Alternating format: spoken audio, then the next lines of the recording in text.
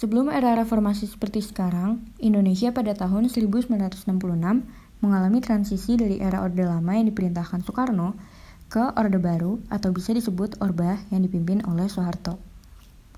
Selama masa Orba, perekonomian Indonesia yang tadinya tidak stabil kian membaik. Banyak program-program kerja seperti Rencana Pembangunan 5 Tahun atau Repelita, Swasembada Pangan, Program KB, sampai transmigrasi yang sukses mendopang negara Indonesia.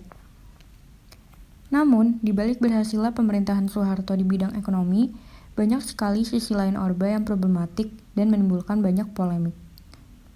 Korupsi, kolusi, dan nepotisme merajalela. Kesenjangan sosial antara kaya dan yang miskin, serta tidak meratanya pembangunan yang sangat terpusat. Di bidang iptek, lahir sebuah satelit yang bernama SKSD Palapa atau Sistem Komunikasi Satelit Domestik. Kemudian, dalam ranah televisi, stasiun TVRI yang sudah muncul sebelum Orde Baru tahun 1962 dijadikan alat pemerintah untuk menyiarkan pembangunan dan meningkatkan pengetahuan dan pola pikir masyarakat. Namun, dari sinilah yang dirasa ganjil, karena hal ini bisa dimanipulasi dan dijadikan alat propaganda serta indoktrinasi terhadap warga Indonesia. Dalam bidang pendidikan pun, meski ada program gerakan wajib belajar, namun kurikulum yang dipakai sangatlah indoktrinasi dan sentralistik, sehingga sulit diaplikasikan di daerah-daerah. Selain itu, pendidikan pada zaman Orba sangat tidak memberi ruangan untuk bidang kesenian karena terlalu fokus pada pelajaran eksakta dan bahasa. Pada masa Orde Baru juga banyak sekali terjadi pelanggaran HAM. Warga Indonesia dilarang keras untuk mengkritik pemerintah, tidak ada kebebasan pers, sampai program penembak misterius. Terdapat juga dui fungsi ABRI yang membolehkan para tentara untuk terlibat dengan hal-hal politik dan sistem pemilu yang tidak adil yang membuat Soeharto tidak pernah turun jabatan dari presiden selama 32 tahun. Pemerintahan Orde Baru yang cenderung bersifat otoriter mendepolitisasikan seni dan kebudayaan. Kebijakan ini pun mempengaruhi kebijakan-kebijakan dan arahan medan seni Indonesia. Alhasil, akademi seni seperti ASRI menjadi bersifat konservatif dan tidak melirik bentuk seni alternatif.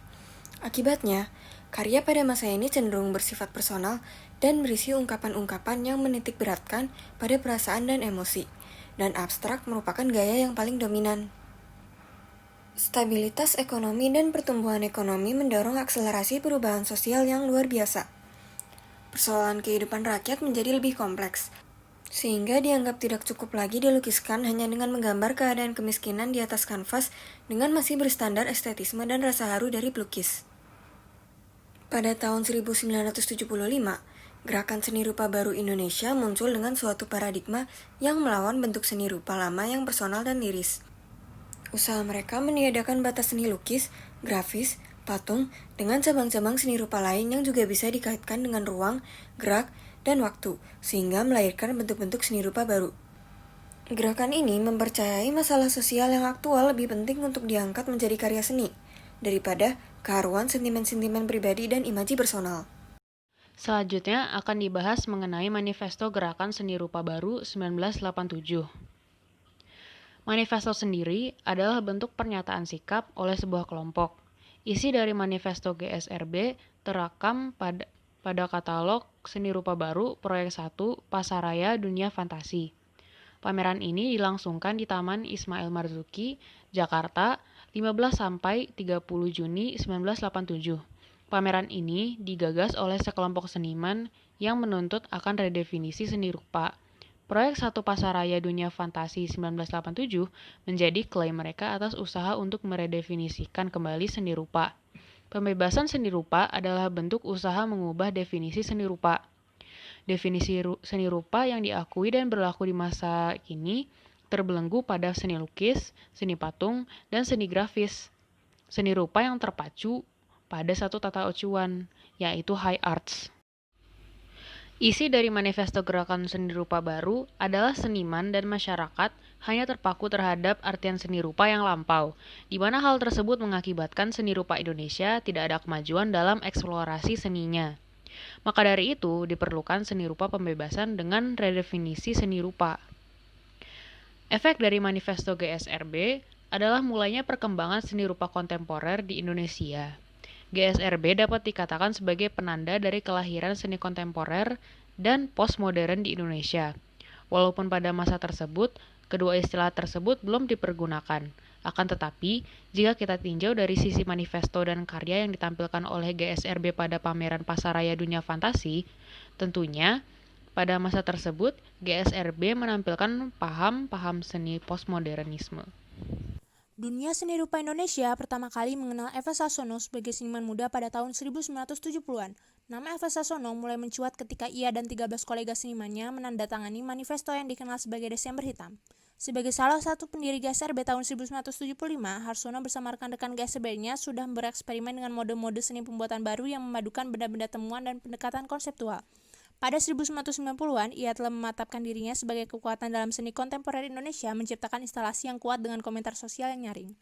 Karya-karya menarik yang mengkritik rezim kekuasaan dan penindasan di Indonesia ini mendapat perhatian kritis. Dalam karya yang bertajuk Paling Top 75, Eva Sassono menolak gagasan tangan seniman sebagai salah satu elemen yang memberi makna atau aura suatu karya seni. Sebagai alternatif, ia mengambil alih benda-benda biasa. Penggunaan benda-benda yang sudah jadi dan sehari-hari untuk membuat karya seni menantang institusi pendidikan seni. Karya ini juga menghadapi realitas sosial dan politik secara langsung. Pistol mainan yang dibungkus dalam peti kayu dengan kawat kasa melambangkan kekuatan militer dalam segala aspek kehidupan di Indonesia dan penaklukan bangsa Indonesia atas kekuasaan tersebut. Selanjutnya, dalam karya yang bertajuk Rantai yang Santai memperlihatkan iklim penindasan yang terjadi selama tahun-tahun Orde Baru. Bagi Eva Sassono, itu adalah pernyataan yang kuat tentang bagaimana kehadiran militer begitu menyebar di semua aspek kehidupan Indonesia, bahkan menghantui mimpi dan momen istirahat seseorang. Penjajaran bantal atau melambangkan relaksasi dan rantai yang melambangkan metafora untuk pemanjaraan menimbulkan pertanyaan, apakah kita sudah begitu terbiasa dengan penindasan kebebasan berbicara dan berekspresi sehingga kita merasa penindasan dan ketidakadilan menghibur dan akrab? Eva Sassono terus menantang kekuasaan otoriter Orde Baru melalui pertunjukan dan karya instalasinya. Dengan terlibat dalam isu-isu sosial melalui penggunaan bentuk-bentuk seni alternatif tersebut, ia mempresentasikan sikap oposisi terhadap bentuk-bentuk seni yang dominan dan kebijakan budaya Orde Baru. Jim Supangkat adalah salah satu seniman penggagas gerakan seni rupa baru Indonesia yang diikuti oleh banyak seniman pada masa itu. Karya yang berjudul Ken Dedes ini berbentuk arca yang setengah badannya adalah gambar badan perempuan. Karya ini memiliki unsur orientalisme yang diwariskan oleh budaya Indonesia terdahulu yang memiliki konotasi kejayaan seni budaya Indonesia. Ken Dedes menunjukkan suatu paradoks yang mengkritik wacana nasionalistik Soeharto. Penggunaan bentuk arca Ken Dedes mirip dengan penggunaan ready-mades yang dipopulerkan oleh Marcel Duchamp dan menjadikannya satu langkah besar bagi dunia seni kontemporer Indonesia. Karya-karya Jim Supangkat lainnya banyak berupa tulisan, buku-buku, dan kritik yang berkaitan dengan gerakan seni kontemporer di Indonesia.